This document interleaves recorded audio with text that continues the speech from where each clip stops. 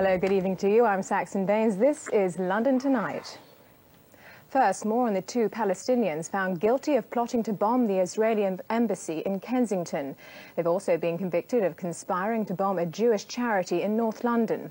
Both attacks were carried out in July 1994. A third man has been cleared. Christopher Peacock reports. This woman, innocently holding a rose outside the Old Bailey, was today unmasked by a jury as a Palestinian terrorist who set out to strike fear into the heart of the Jewish community in London. 30-year-old Samer Alami from South Kensington was found guilty of taking part in a plot to bomb Jewish targets in the capital. A car bomb rocked the Israeli embassy on a summer's day in July 1994. London Tonight cameras were on the scene moments after the explosion as terrified shoppers ran for their lives. 13 people were injured, including a workman who was blown off scaffolding. A second car bomb damaged a Jewish charity office in Finchley. Mercifully, nobody was killed, but the judge, Mr. Justice Garland, said it amounted to grave acts of terrorism. Also convicted of being involved in the plot, Jawad Botmeh, a 28-year-old businessman from Bloomsbury.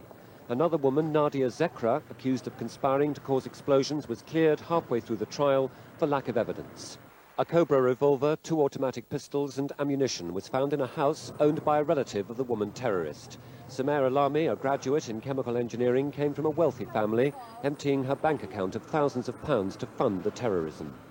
In their hunt to find the terrorists, detectives uncovered a storage unit. Inside, they found 2 more bombs, primed to go off at the flick of a switch. A third bomb was nearing completion. This led the police to believe that if they hadn't caught the terrorists, they planned to unleash their hatred against other Jewish targets. Tonight, one of the accused walked free from court. Mahmoud Abu Wadeh from Putney was cleared of all charges relating to the bombing plot. At the Old Bailey, this is Christopher Peacock for London Tonight. A 15-year-old boy needed hospital treatment after being stabbed by a fellow pupil. Today's attack happened in the middle of a classroom at Dulwich High School for Boys and in front of a teacher. Owen Thomas reports. This school has one of the worst records for standards in the country. Now its image is damaged still further. In front of a teacher in the classroom, a boy attacks his friend with a knife.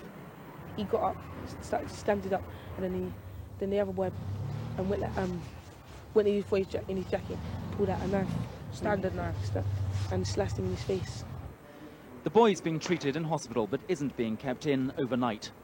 Earlier this year, the school hit the headlines after Labour's Harriet Harman refused to send her son here. It changed its name as it tried to shake off its terrible reputation. I feel very, very sad about it because I think we have been making tremendous strides in the school. That's been recognised. You can't legislate for things like this happening. What I've got to do is to ensure that it is investigated thoroughly, and then, as I said, in consultation with the governors, we will take action. Only this weekend, a plaque was unveiled in memory of the murdered West London headmaster Philip Lawrence, who was stabbed outside his school. Some parents feared that something as serious as this was going to happen at this school because of its past reputation. Those fears have been realised. Tonight, the police are continuing an investigation. In Dulwich, this is Owen Thomas for London Tonight. And we've just heard police have arrested a 15-year-old boy in connection with the stabbing. Members of the Millennium Commission failed to come to any public decision about the funding for the Greenwich exhibition today. Organisers are asking the Commission for £200 million worth of lottery money.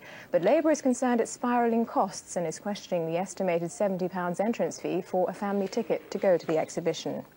And finally, Bedfordshire police have a bizarre investigation tonight. The quest to find the owner of a massive flock of birds who couldn't fly south for the winter. Our reporter Vince Rogers is also on the case. 1,000 plastic ducks are currently being held in custody at Luton Police Station. They were found this morning dumped in the gardens of 2 houses in different parts of the town. Now the police are baffled as to where they came from. Half of them were found in the front garden of one Luton man who goes by the seasonal name of Fred Christmas. All we done was we phoned the police and they thought it's most amusing, right? And they come down later on in the day with a van, picked them up and took them away.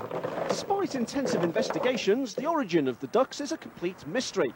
Until they come up with clues, they'll continue to overrun the police headquarters. Luton Police aren't giving any interviews about this incident because, frankly, the whole thing's driving them quackers. But they have issued a description. The ducks are yellow, about 4 inches tall, and what they really want to know is, do you recognise this duck? But if you live in the town, don't have nightmares, the chances of you finding 1,000 ducks in your garden are very slim. In Luton, this is Vince Rogers for London Tonight. And that's all for now. We're back tomorrow morning with bulletins in GMTV from 6:10, but for now, a very good night to you.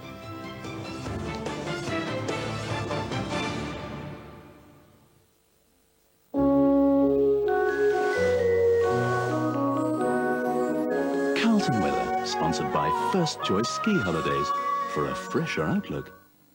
Hello again. Well, after yet another grey day in London, almost any change would be welcome, and we will get that change coming from the north during Friday and the weekend. But until then, the next 24 hours at least is basically more of the same. So another overcast night in the southeast tonight, temperatures staying above freezing, around 2 or 3 degrees, but the cloud very low, so mist patches on the hills. And then tomorrow morning, like the last few mornings, another grey and rather dreary start, I'm afraid.